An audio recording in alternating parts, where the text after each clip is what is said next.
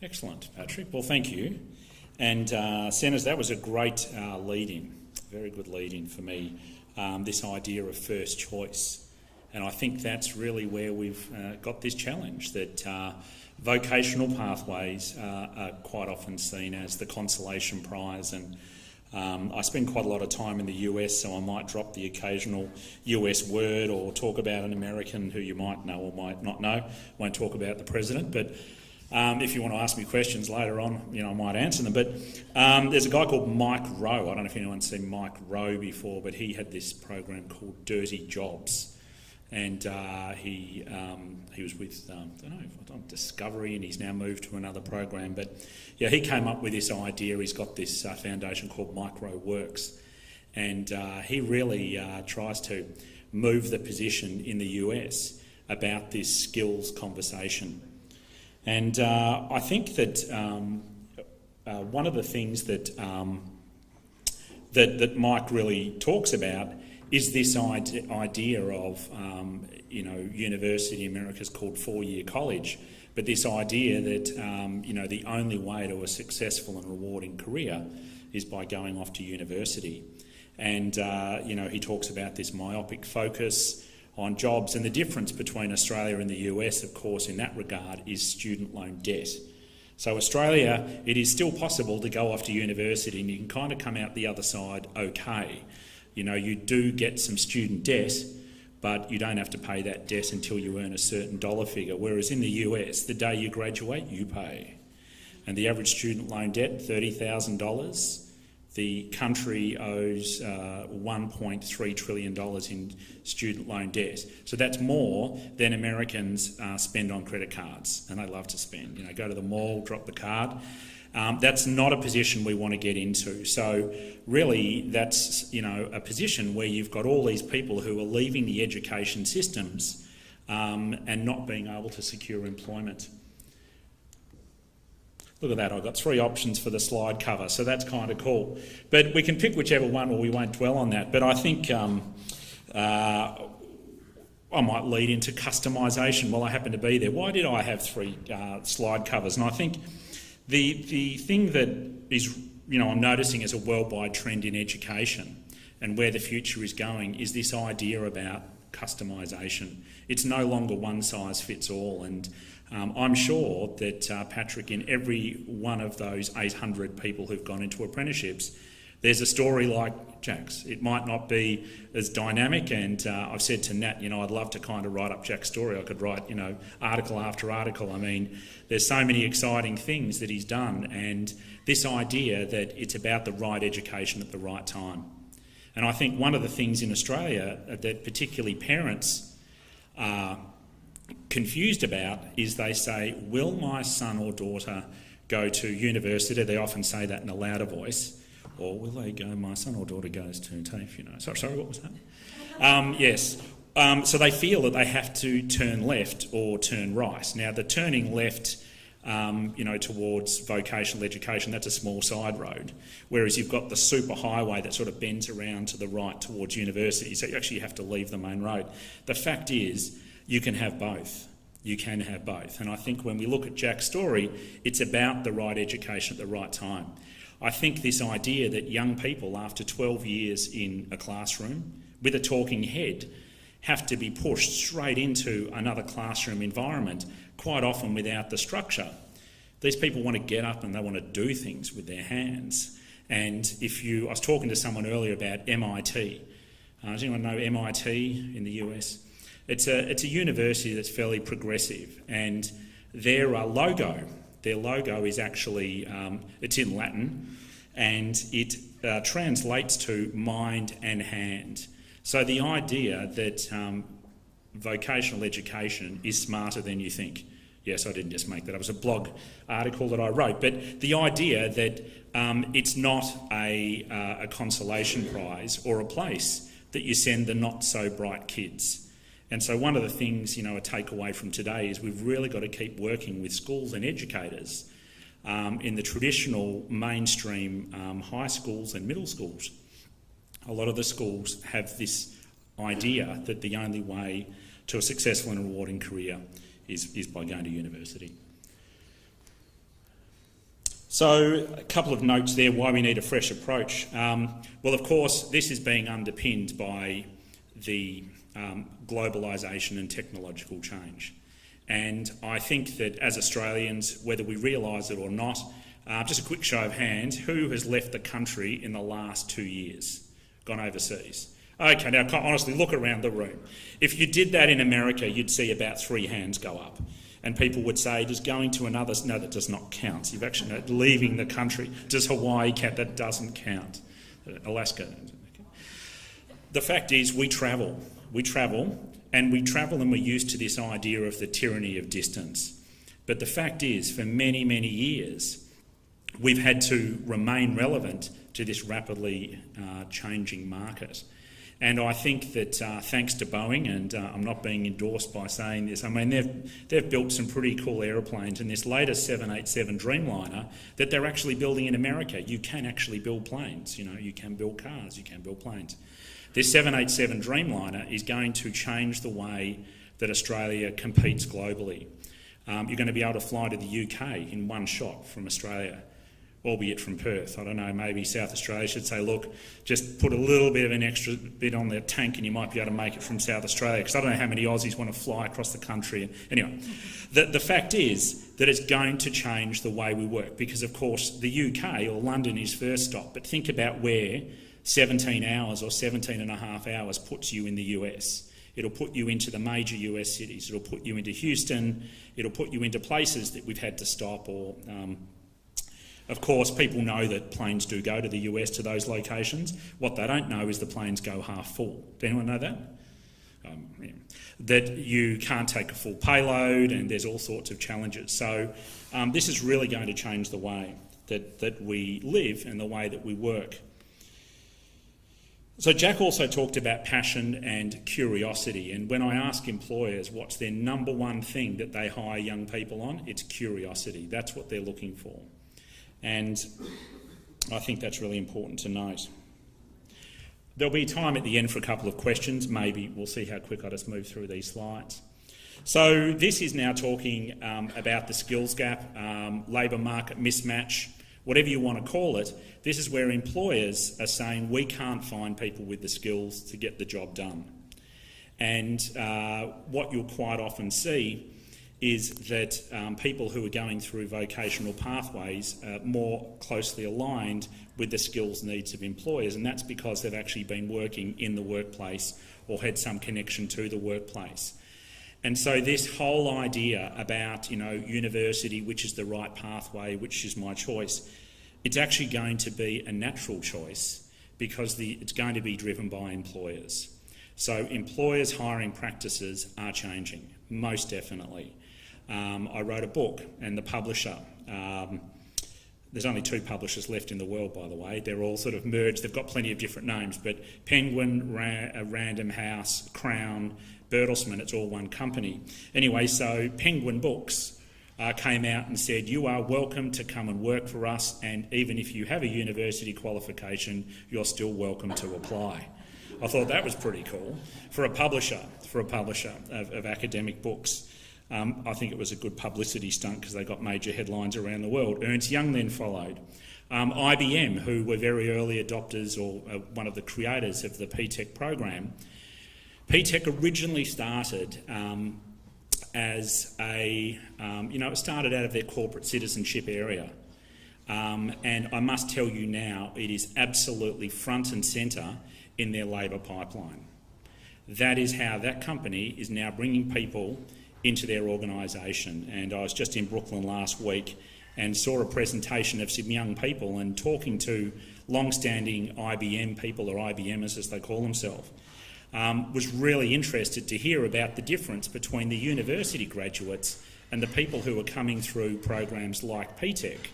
And the first thing that they observed is that the people coming through innovative education programs almost have this, without being too sort of generic or specific, is they're talking about this idea of, this sense of urgency and passion and this really willingness to learn and take on new ideas. So how is Australian industry doing? Well, look, I certainly won't go on about that. I think that we are positioned very well. I think that global turmoil is not only doing good things for the Australian property market, but I think it's also doing good things for Australian business. You know, I was in the UK recently, Europe and a couple of European cities, and also in the US, and people see Australia as a place to be, not only a destination with clean air, you know, they also see us as a country of innovators. You know, they like our lifestyle, and I think that's going to create a lot of opportunity. And the other thing is that a lot of businesses are now global. So if you look at some big Australian brand names and you look who owns them and you trace it all back, a lot of companies are connected. And look, let's face it, the way the world's going, we're all going to be working for Amazon, right? So, like, Amazon just bought out one of the largest US supermarket chains. And, you know, there's a lot of concern in the US about where Amazon's actually going. So sort of there was this fear of Uber, that's gone away. It's now the fear of Amazon. Won't go on about this. I think that there is no question that we have this labour market mismatch. And I think it's, you know, we really need to look at why youth unemployment is still 2 to 3 times higher than the national average. And we really need to pick up young people whilst they're still in education, and we need to capture their imagination and not let a situation like Jack's happen, where, you know, a person, you know, basically, you know, is shown the door, for lack of a better word, and then they have to navigate their way. And I think that's why it was great that Patrick came up afterwards and said that's actually led to an opportunity with that school, where there's now a connection so that doesn't happen again. So I think that's a fantastic outcome. Changing the conversation, myth busting. So a plug for our report here, which everyone should have. This came out last month, and what amazed me about this report, well, 2 things. One was that Cosmopolitan picked it up. It's always been a dream to be in Cosmopolitan, and if anyone wants to look at that, don't worry, there's no sort of photos or anything, but have a look at that from a perspective of how to relate to a target demographic. I mean, go to a careers expo and we're not capturing the imagination of young people. Go to that Cosmopolitan article and have a look at it. Please have a look at it. If you just look at one thing today, it talks about this idea of university versus TAFE, you know, winning the battle for, you know, careers and jobs. Which one should I choose? And it very much focuses on this idea of earning capacity and earning power. But we put this report together with McCrindle Research. There's some really interesting stats in there. I might just talk about a few in a minute, but well worth a look at. And you can download it free on the Skilling Australia website. Also sitting on the table is some information about PTEC. And if you don't know what PTEC is, Tony would love to come and talk to you. Patrick would love to come and talk to you. Take this brochure away. PTEC is really the future of education as I see it. It's being piloted by the Australian government in 14 schools, and it's fantastic that this school is one of the leaders in the country. And I get to travel around, and I must say that people are always interested in what's going on in South Australia. And I think it's because Patrick and the team really you know, saw the opportunity that it could bring to not only the businesses but also to the young people, and really say you can have it all in this one program. So very much connected. Right. Now, so I'm thinking about the future of work, and I'm sorry to the hotel that I stayed at last night, because I probably realised we should duck back. That's probably going to be put on your credit card, Andrew, but I picked up a copy of this magazine called Forge. I've never heard of it before. Rise of the Robots. Rise of the Robots. Mind you, when I was looking at this magazine, I did see something very interesting. I was going to read you a quote from it, but in here, there is literally every 6 or 7 pages, there is a full-page ad for a university. La Trobe University, full-page ad. Melbourne University, full-page ad. Curtin University, full-page ad. I think that might be a clue to what's really going on. I think that universities are actually struggling to find their way in this rapidly changing environment, and they need to come along to the party. And I think you know, we had a really interesting conversation this morning about someone who wanted to join the PTEC partnership. And my comment about that is, you know, don't undersell this brand. It's a global brand, and it has recognition from former presidents, President Obama, visited the school in Brooklyn on several occasions, and many other world leaders have been to see this education model. It's now being duplicated in Morocco, 80 schools across the US. But the way that Australia has picked it up and led has really captured the imagination. But anyway, so wherever you go, I'm sure we've all read an article about the robots are coming. Or you've seen Bill Gates say we should tax the robots because we're going to need to bring in universal income. And anyone know about the universal income trial in Switzerland? That didn't go so good. Anyway, the idea is that that robots are going to take our jobs and we're all going to be out of work. And I'm saying that is not the case, but what is the case is the shape and nature of work is changing. So that's actually an Oxford University stat. 48% of existing jobs across all industries will be eliminated in the next decade. But what does that mean? It means that many jobs will go the way of the dinosaur, and there's no question about that. But also a lot of jobs are changing using technology, and I think that's what we have to understand. We can't fear technology, we need to embrace technology. And if you look at industries like bricklaying, amazing. So bricklaying, the rate of injuries in that industry are very, very high. People who drop out, and in the US, the building and construction trades are under siege with an opioid problem at the moment. These are tradespeople who are basically addicted to pain-killing drugs because their bodies are wearing out because they're lifting plaster and all. So some of this difficult, hard-working, monotonous work is going to disappear, and I don't think that's a bad thing. But for a bricklayer of the 21st century, you can have a look at this video on YouTube called SAM, Semi-Automated Mason. So this is where there's a robotic arm that puts mortar on the top and the bottom of a brick and lays it. But we can't just let that machine keep laying the bricks, and I'm sure it can go around corners and things, but I think it's important that you have an operator who knows how to work with that machinery, can interpret the plan, so it's a different type of work. And I think that all the industries and occupations we see, and one of the things in our report, is that 9 out of 10 jobs of the future are actually going to involve vocational education and training. So that's a sign in itself. There is something scary there. What about your job? Could it be replaced? Depending on your age, you may not be concerned about that, but for the younger people in the room, I think it's really important to develop this dual set of skills. I think you need to look at skills that can be transitioned. There's a couple of challenges of our time. Once again, won't go into that too long, but engagement is at the core of this. We have to capture the imagination of young people.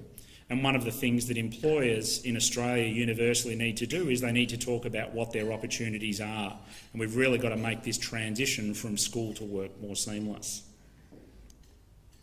There's some essential soft skills that I was talking about. So these are often the skills that the report we put out comes up and says, well, university graduates, unless the person's got a PhD and they've learnt it as a barista in the local coffee shop while they're earning some dollars on the side, you're leaving higher education without these skills: communication, networking, collaboration. There is nothing wrong with university. I'm saying there's absolutely nothing wrong with the university pathway if you know that's what you want to do or your son or daughter wants to do. But it's a very expensive place to go and get some career advice. So I think it's well worth looking into. Advocate of apprenticeship, and I think what's so exciting about the PTEC partnership in this school is the opportunity to engage with modern 21st century apprenticeships. And I think, sadly, you'll see that apprenticeships have declined in this country, and that's because people are hanging on to the past. They're hanging on to old school, traditional ways of running things, and I think there are huge opportunities with the apprenticeship model. And interestingly, you see this resurgent. All the major banks around the world. I don't know about the Australian banks. Andrew, the Australian banks? Not really, no. Traineeships a little bit, 9 months traineeship. Yeah, not much. No. The larger American banks, the Swiss banks. I met a very, very charismatic guy, left school at 15 and did an apprenticeship, and he's the head of UBS, Sergio Emotti, Swiss-Italian. And he did an apprenticeship in finance and banking. And he now has more employees in America than Goldman Sachs. And they are pouring a lot of money and resources into how they're bringing people into their bank. And it is not through university. So another example of an employer. One-on-one mentor is very important. Attractive pay and career ladder. I think these are things if you're designing an apprenticeship program. Look, we don't need to talk too much about this. These are industries offering apprenticeship, but the one that I did want to point out is banking and finance. But my point being that I think we're really shaking up the model.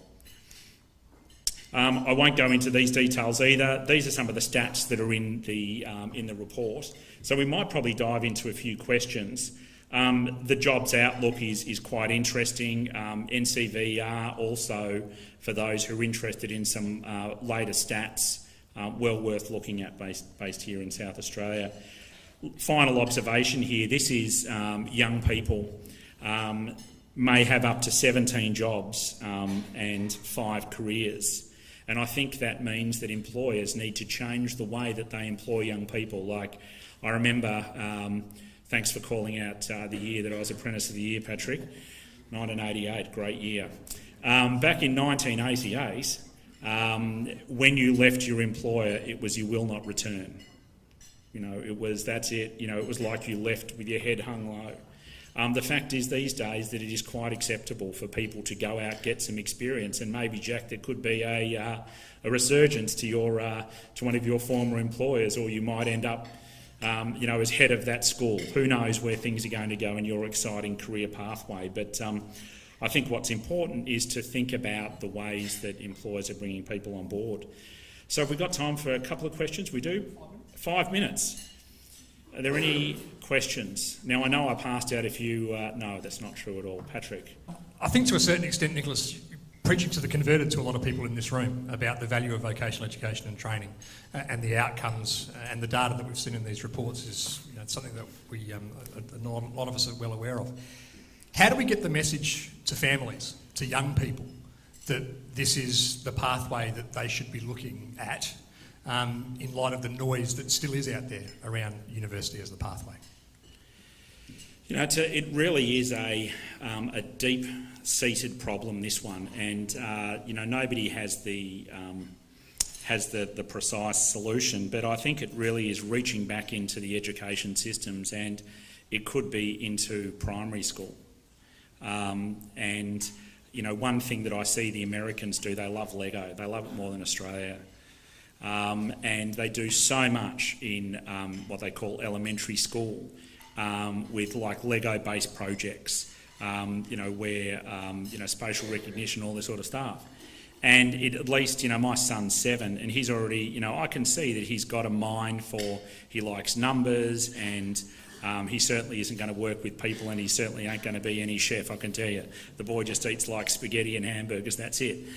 But I think that, and if I look at my daughter, she's the opposite. She loves food and loves conversation, and is going to drag her way, like her father, through school, through maths, or maths as they call it in America. But what I have noticed is it's the way, she's been to 2 different schools, and one she was getting a D and now she's moved up to a C or something. But the difference is in the way that the curriculum is delivered, and that's something that is really interesting. But to answer your question, Patrick, I think we really need to get back into the schools, educate the educators, and we need to get the message out. I mean, Jack's story, we need to get Jack, some other apprentices, get them into some sort of truck, van type of arrangement, maybe Australian made, maybe our Tesla or something, and drive them around the country. Or maybe they could build a car or something. But go around and talk to people, and that's where parents actually can say, I get it, I can actually see that pathway. Thank you, Nicholas, for a very engaging presentation. And Jack, I think you've got yourself a speaking gig at all the schools that I've brought with me today. So thank you very much for your inspiring speech as well. I've brought some vet and career counsellors with me from Catholic schools, and I just wondered, Nicholas, what one of the main takeaways is for them from not just the programs that St Patrick's are offering through PTEC, but also through the work that you've been doing with Skilling Australia. I'm a very practical, hands-on kind of guy. Happy to send boxes and boxes of this report. I mean, get it out there. Patrick, oh, I disappeared. Right, there you are. Right, sorry. So we have some really good information on PTEC. It's a little foldy, boxy thing. I think it's got a mathematical shape, right? This is the sort of information that needs to go home. There's a lot of infographics, and parents can say, I can actually start to see this case. And it's not university bashing, but it's saying, look, there are alternatives. And I think that's the message we've got to get across. Please, if you go to a careers expo and you see any of those little Chinese little landfill things, little ball squeezy things, don't buy them, throw them away. They're bad for the environment, bad for landfill. If you see any little minties, or probably minties aren't a current, are they minties? Yeah. Little mint. Or a lollipop stapled to a brochure, because apparently the young people want to go and pick that up and they might read the brochure while they're eating. No, that's not the case. They just throw them out of the bus window and eat the candy or whatever. We have to change the way that we're explaining to young people what opportunities are available. And that really means changing the lingo. And one of the things that I notice, if you look around the room, about, the St Patrick's marketing, I mean, people can actually see themselves. These are stories of young people. These are young people, and I think that's what we need to see. It's all about this idea that, yes, I can.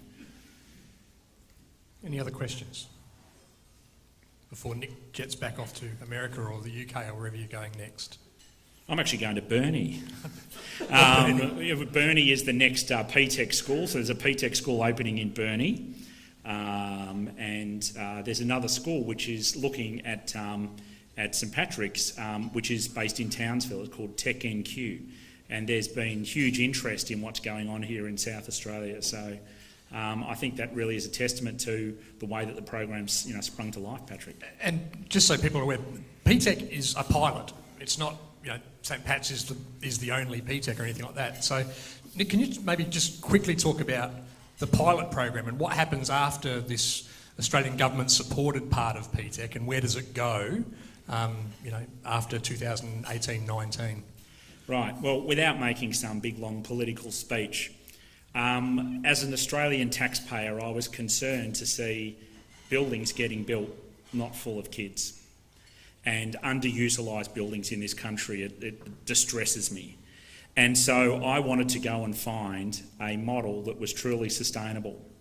And I'm not talking about, hugging a tree or something like that. I'm talking about sustainable as in a program that, with some seed funding after a 2-year period, which is what the government's investment in these projects is, would really take on its own life. And I would like to think at the 2-year mark, we've had 2 schools get to the 2-year mark. One's in Ballarat, where the partner's IBM, and there's another one in Geelong, which has got 5 partners, IT companies, a hospital, a bank. And both those programs are still going strength to strength. The enrolments in the Newcombe Secondary College are up for the first time in, is it 8 years, Andrew? Yes, it is. 8 years. So for 8 years, this school had declining Year 7 enrolments, and by putting in the PTEC program, so that's changed the perceptions of parents in that area. This was the school you didn't want to send your kids to.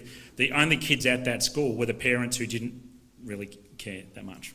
They just send their kids there, and every other school had a program. So what's really exciting about the PTEC model is the fact that it's being piloted so broadly around the country. I think that the fact that defence has got a very strong position, but there's also a school in food science. There's a school with Mars and Sanitarium on the Central Coast in New South Wales, and which is also really interesting how that's going to shape up.